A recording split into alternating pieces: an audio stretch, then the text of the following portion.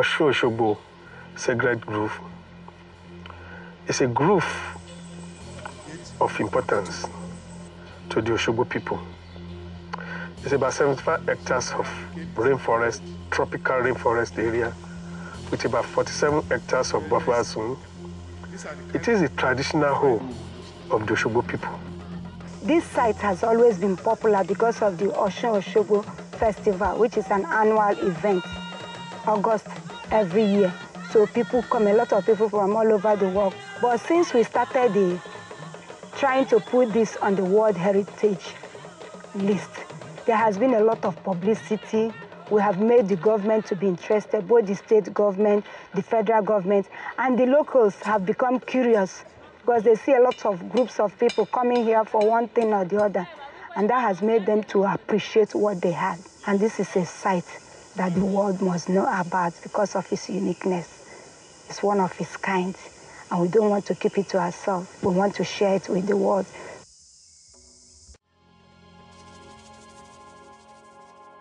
You can arrive in a place. I can take, for example, the slave route. You know, the slave route has a lot of intangible values, but it's a cultural heritage that is important for the African communities.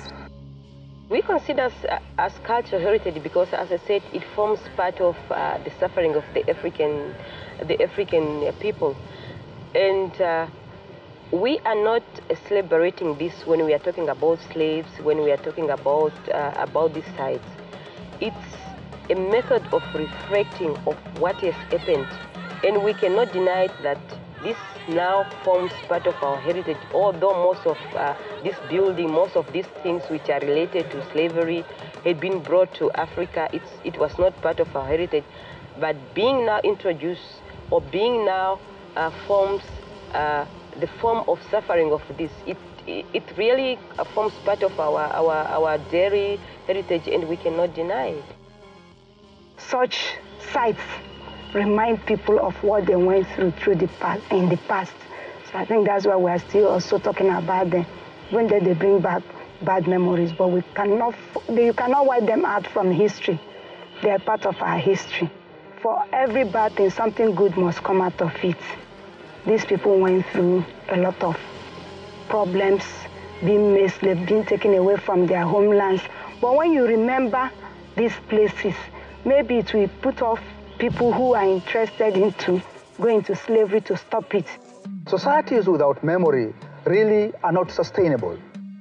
So by visiting, people look at the memory to triumph, to go forward, to say, yes, it has happened, but it should not happen again. You know, we cannot talk about cultural heritage without talking about the AIDS in Africa. It's affecting the people. If there is no more people to protect the heritage, for what reason will we protect the heritage and not to create museums? When you are seeing, for example, women dying, children dying, then it is a big challenge to all of us. We are saying the heritage has to be lived. It works when people use it. It works when people associate values to it.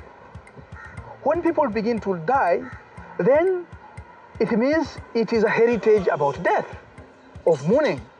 It changes. This aspect concerns heritage professionals. We always say we are conserving the heritage for the future generations, but if the future generation is dying, how can we do?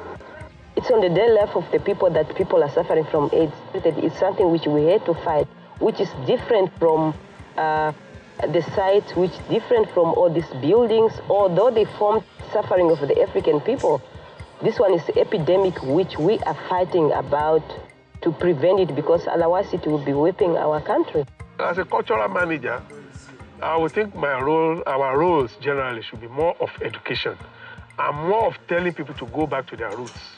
Go back to your culture, because your culture adds meaning. As professionals of cultural heritage, we can give moral assistance first for the people who are affected by this disease, and also to make him also know that we support him whether he is affected by HIV or not. By using museums and museum programs and cultural heritage in general, we can actually join in the fight along with what would be considered to be more traditional areas like medicine and public health to reduce the risks, reduce the threat from HIV.